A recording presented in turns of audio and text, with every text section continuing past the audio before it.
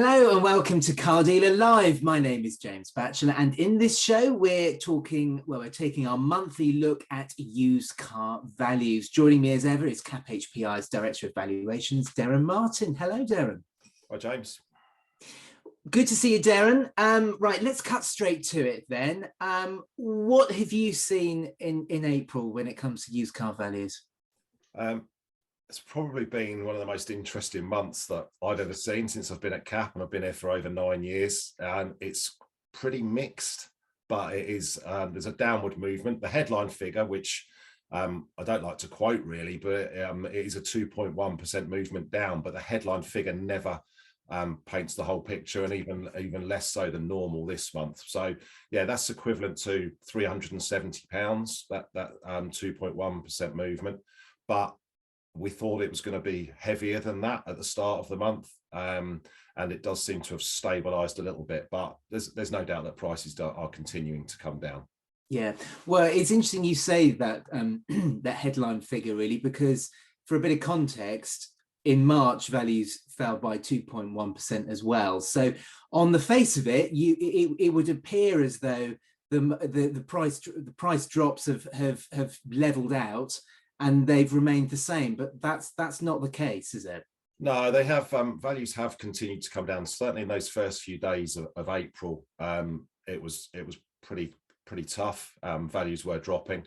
At that point, we were probably predicting a 3 or 4% drop during April, especially with Easter coming, people going away, that type of thing. But it's been really mixed with the data that we've been seeing. There've been good days, there's been bad days, there've been good sites, good auction sites, have been some bad ones as well. So it has kind of stabilized. We've seen conversion rates fluctuating quite considerably really throughout the month.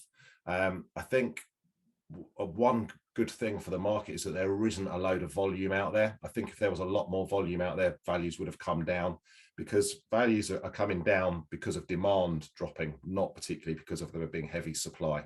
Yeah, Last month, really. So you mentioned there that you thought the price drops were going to be greater at the start of the month, and that got better during the month. Is there a particular reason for that? I mean, is there one standout reason why you haven't moved values that much? They didn't improve during the month, but they didn't get a lot worse. So that's quite important. We continued to drop values, but probably not by as much as we were expecting to. So I just think that it's mixed really, and that there is demand still out there. We speak to a lot of retailers, a lot of auction companies throughout the month. And we've literally had retailers with their heads in their hands saying it is awful. We're not selling much. We're having to reduce our prices. We don't want to reduce our prices. And even some aren't reducing their prices because they paid strong money for cars in maybe October, November time. And they still got those cars.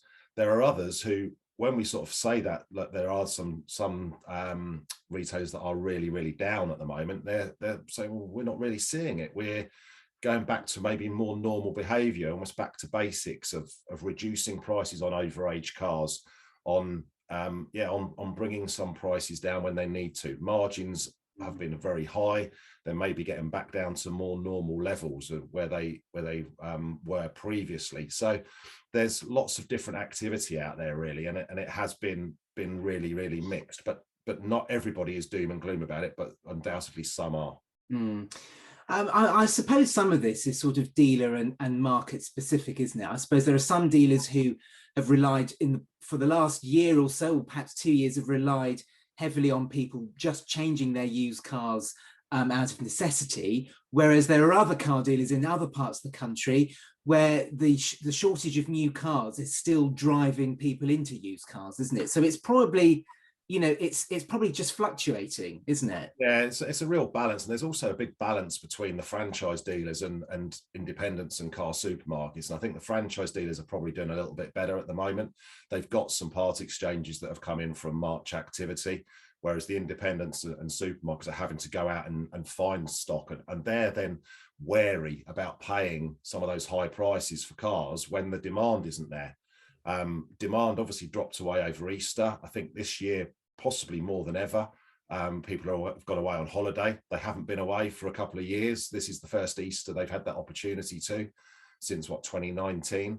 So there has been some absence from buying because of that. So, and also I think that with the cost of living squeeze that's on people, maybe you've got to make a decision. Do you book a holiday? Do you go on holiday now? Do you book a holiday for the summer, or do you buy a car? And that has kind of been a bit of a balance that there hasn't been a clear sort of strength of demand, which there was all the way through last year. It was relatively easy for retailers last year. The consumers were coming to them and wanting to buy, and now they're having to persuade people onto forecourts and persuade people onto their sites, and some of that is by reducing prices. Yeah, I think you make an interesting point there, because we've been seeing on our social media quite a lot more dealers saying, well, I've been having a terrible month, prices are definitely coming down, and other dealers saying, well, no, it's still largely the same. Do you think a lot of this is, and I have to choose my words carefully here, but dealers are having to work harder now actually selling cars, whereas particularly in the last year, possibly 2 years, it's been a lot easier? I would say that, yeah, I would have to agree. They are definitely having to work harder. Some have maybe not seen this for 12 months, but it's been very easy for a long time. There's obviously been dips within that Q4. You get a general seasonal dip, and this year hasn't been as strong all the way through, but this is probably the hardest it's been for a couple of years, really, for retailers. So yeah, they're definitely having to work harder to persuade those inquiries into sales, really, to convert them into sales. So it is tough, and obviously a lot of the data that we base our decisions off is trade data, and dealers aren't necessarily then going out and looking to replenish in volume. They're not looking at replenishing stock. They're kind of picking off the nice cap clean cars that don't need work doing to them, so that they can get them on sale quicker or quickly, so that they haven't got the work needed. Because in a falling market, you don't particularly want to buy work, because it's going to sit in a workshop for a few weeks. So lots of I would definitely say it's more normal behavior going back to sort of pre-COVID times now, whereas over the last couple of years it has been very, very unusual. Yeah. The last couple of months we've been looking at the different price points, and particularly last month you were saying that it's the cars in the middle brackets of the 15 to 25,000 pound sector is being hit the hardest. Was that still the case in April? Yeah, that is still the case. They're still getting hit quite hard. Those cars do look expensive, and certainly where you've got mainstream, particularly SUVs, we've seen some pressure on those sort of areas, on Qashqai, that type of car, not just Qashqai, but Kuga, Citroen Aircross, things like that. But generally, values are coming down across the board now as well, by quite similar percentages, if not necessarily pound notes. So even that sort of cheaper end, we're seeing a little bit of pressure on those values as well. So they've all come down by around that sort of 2%, 2.5% mark. The area that is less affected is still the top end. Anything over £50,000, we'll say anything, but cars over £50,000 have not been so badly affected. They've come down by less than 1%. Although again, there's caveats on that, and some of the bigger engine vehicles with worse fuel consumption have been struggling as well, because there's obviously fuel prices are sky high. Yeah.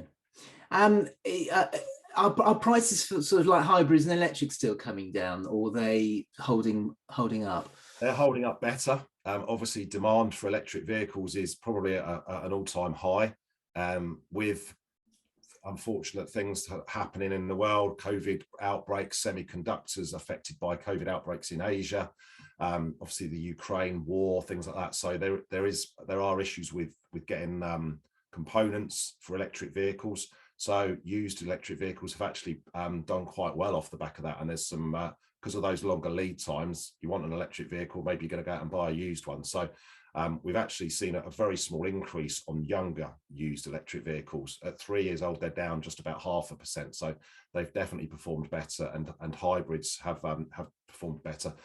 Interestingly, this month, diesels have been the worst affected fuel type. They've come down by more, and it'll be interesting to see if that continues. You can get months where that happens, and they've actually been strong over the last year, but they have come down by the most this month.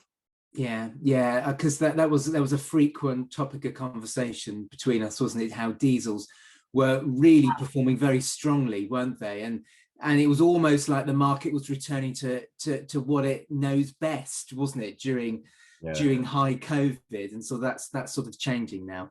Yeah, there's a bit of a comfort blanket around things like that, and also maybe if you live in rural areas, diesel still works for you. There's less supply in the market now, so it is interesting to see that those cars have come down in value by more than the other fuel types. And as I say, it'd be interesting to see if that continues. But I don't think it's like a long-term real dropping off of diesel demand, but it may be that those prices are just getting affected slightly more, and that may continue.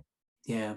Lastly, Derren, I know we touched upon it just earlier there, saying that dealers are having to work a little bit harder than they've been used to. But what do you think the dealers should be doing at the moment in light of prices moving downwards? Is it just a case of just keeping your eyes on the ball and constantly reacting?